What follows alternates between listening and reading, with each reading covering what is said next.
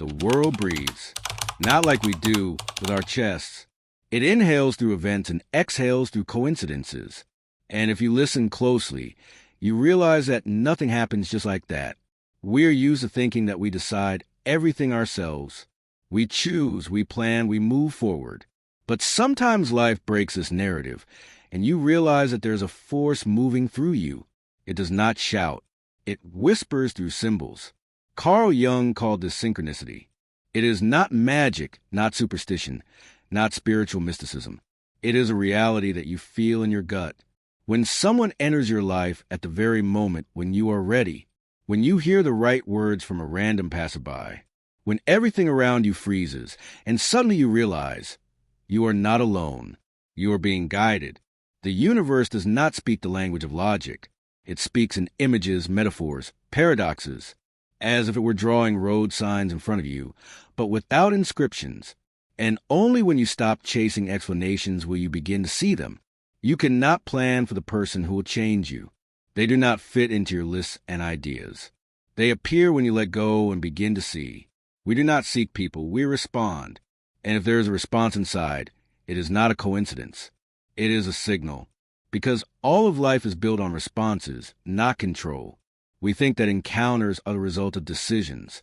But genuine encounters are flows. They happen not according to a schedule, but according to depth, conclusion.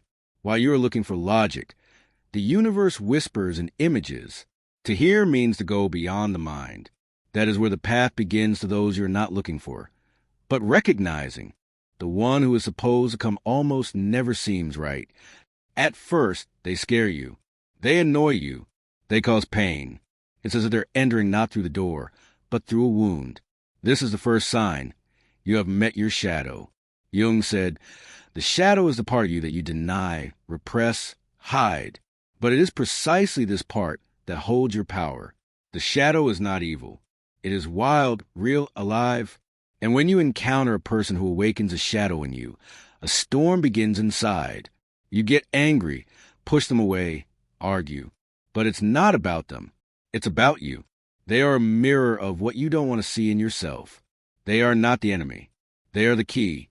Sometimes the right person comes in the guise of an enemy, because the soul does not always speak with the voice of love. Sometimes it screams in pain, and that pain is a call for transformation. Many run away from such encounters. They leave, defend themselves, shut themselves off. But if you stay, you can see the truth. This person brings out what you have kept inside yourself all your life. Resentment, fear, anger. And if you don't turn away, you will begin to heal. A real encounter is not always pleasant, but it is real. It touches you not superficially, but to the bone, because your authenticity is buried in this depth. Sometimes fate brings you not a savior, but a trigger. But if you understand why he came, he will become your teacher, and perhaps more than a teacher. Conclusion: the one who throws you off balance shows you where you are still bound by chains. And if you don't run away, those chains will begin to break. You are going around in circles. The same faces in new bodies. The same conversations. The same breakups. The same almost there. This is not a system error. This is its language. Repetitions are not punishment. They are letters. Only not on paper, but energetic. The universe doesn't use ink. It repeats until you read the meaning. Jung said that the unconscious expresses itself in patterns. What you're not aware of returns so that you can see it. People attract those who show them their shadows over and over again. It's not a coincidence. It's a mirror. Repeating relationships are not karma or a curse. They are an attempt by your I to connect with your true self. With each cycle, you get closer until you stop, until you ask the question you are afraid to ask, until you admit what you've been hiding. Then the pattern will break. But as long as you avoid the truth, the circle will not disappear, because you are the one drawing it. And you attract those who play the same game, the same masks, different faces. Until you break the script, there will be a repeat. And that's when the right person appears, the one who doesn't fit into your program. They come at the wrong time, in the wrong guise, not according to plan, but they are outside the circle. And you feel This is another level. Not a game, not a drama, not the usual script. This is a way out. Conclusion. Everything that repeats itself calls for a turnaround. And if you hear this call, it means you are already on your way to the one who will show you the way out. Sometimes you meet someone and there is no anxiety or excitement inside. It feels as if you have already spoken. Even though you have just met, this is not a coincidence. It is a memory, not from your head, from deep within, from that layer where there is no time. Jung called the collective unconscious. There, in that field, we are all connected. And when you encounter someone who feels familiar for no reason, you touch the truth. Recognition without explanation is not a game of the mind. It is the memory of the soul.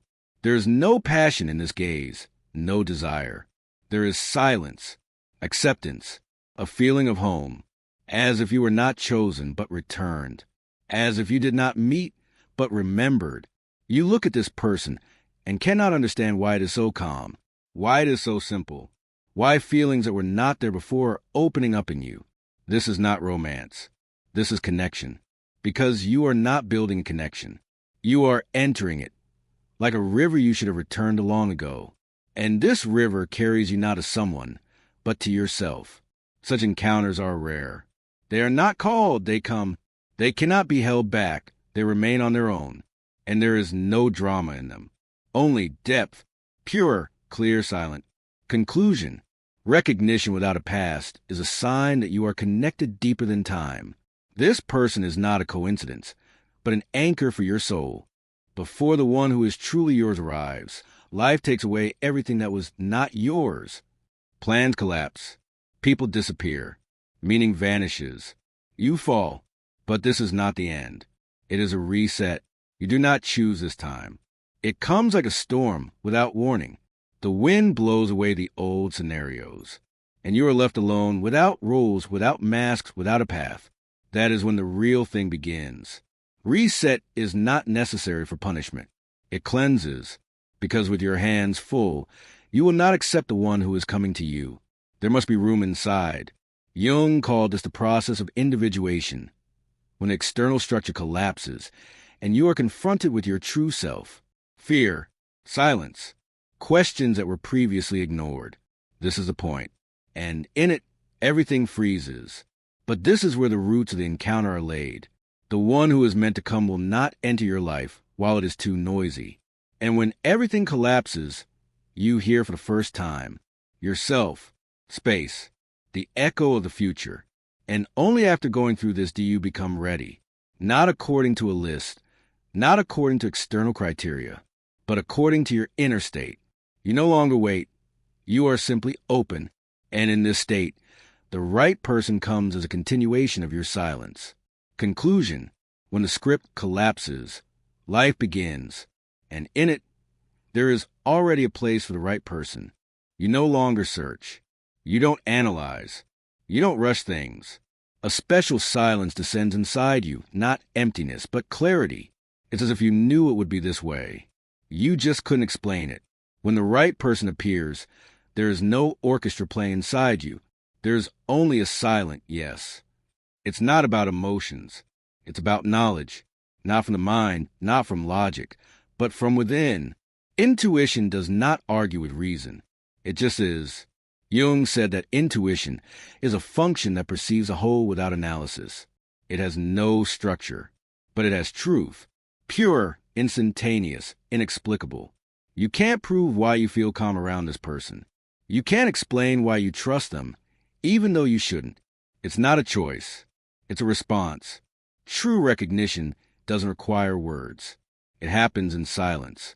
When you're not playing games, not trying to convince, not trying to be liked. You just are, and so are they. Your soul does not scream. It does not beg. It just quietly knows. And there is no drama in this knowledge. There is peace. It is as if you have both awakened from a long sleep and finally seen each other. Conclusion. When the mind is silent, the soul speaks. And it is never wrong. Sometimes you meet the one and push them away. Not because you don't feel anything, but because you feel too much.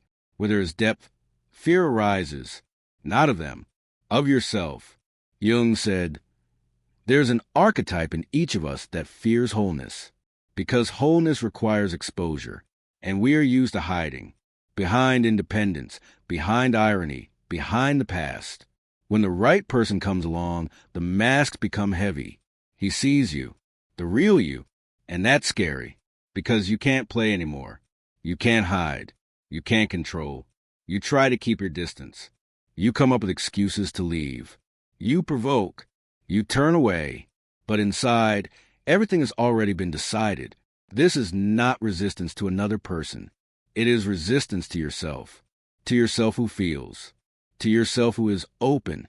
Sometimes it seems easier to close yourself off than to accept, easier to ignore than to acknowledge, easier to lose than to open up.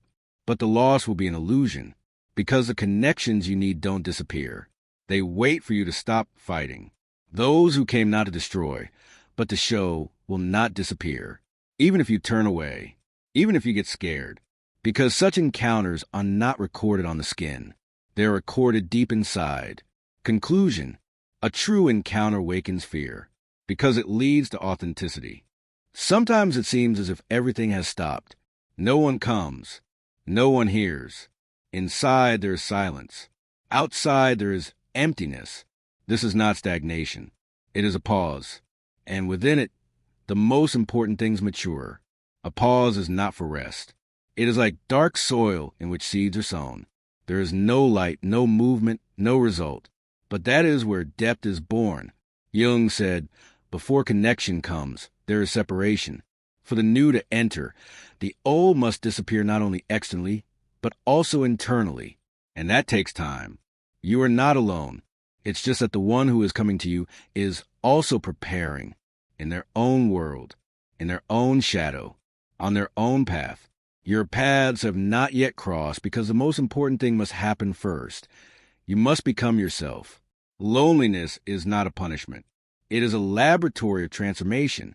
In it, you learn to hear silence, to be without reflection, to breathe without adjustment. It is not emptiness.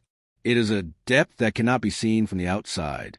And it is in this depth that what will one day meet you is born, without effort, without searching, without struggle, simply because everything was ready. Conclusion: a pause is a space in which the roots of the one who will enter your life grow.